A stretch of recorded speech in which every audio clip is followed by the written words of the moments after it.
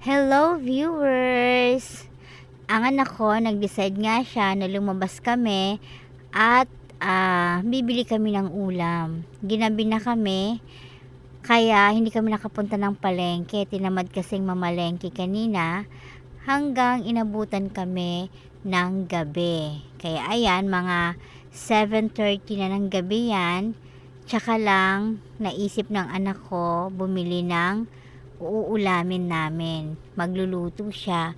Kaya sabi niya, samahan ko daw siya doon sa may bibilhan namin. Diyan lang naman din sa may malapit lang. So, hindi na namin kailangang pumunta pa ng palengke.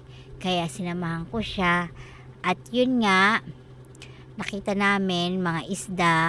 Yan, naubos na kasi yung kanyang manok. Ang gusto sana ng anak ko yung may sabaw, parang gusto niyang magtinola. So since wala na nga yung manok, naubos na, so yan lang ang mga isda na nakita namin.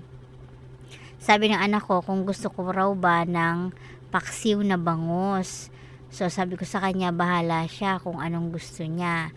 And then sabi ko sa kanya, magtilapia na lang kami, yung pritong tilapia. Tapos sabi niya parang ayaw niya raw yun. And then, nakita ko yung tulingan. Yan, sabi ko, tulingan na lang ang aming bibilhin. At yun nga, nag-isip nga siya na magsabaw. So, tinignan niya yung mga gulay.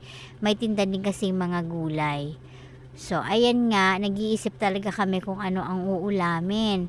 Kasi, nagtulingan na kami nung isang gabi. Ay, hindi pala tulingan yung tambakol. Kasi luto siya ng escabeche na tambakol. So, sabi ko, yung tulingan na lang kaya. Kaya sabi niya, sige yan na lang. Paksiwin na lang daw yung tulingan. Yan, tinuro ko yung tulingan, sabi ko yan na lang tulingan. So, tinanong ng anak ko kung magkano. And then, sabi niya, pabili lang daw siya ng halagang 100 pesos lang. At yan ay kanyang gagawing paksiw. So, ayun na. At, ayun nga, nagtanong din kami kung merong talong. So, ang sabi ng anak ko, meron daw kaming talong sa bahay. Naisip ko din, may natira nga kaming isang perasong talong. So, ayun na, pauwi na kami. At naisip ng anak ko na wala pala kaming bigas. So, dun pa kami pupunta sa kabilang kanto para maghanap ng mabibilhang bigas. Kaya ayan, madilim na talaga yan. Mga 7:30 something na yan. Mabuti naman at maraming tao sa court kasi merong naglalaro ng basketball. So, tinry namin dito sa isang tindahan kay Erin kung meron siyang tindang bigas. So, ayan nga, tinanong na nga ng anak ko kung meron siyang tindang bigas. Wala daw. So, no choice kami. Doon na lang kami sa may malapit sa amin. Ayan. Malapit lang sa amin. Yan talagang kapitbahay lang namin yan. So, ayan. Bumili siya dyan ng ceiling green.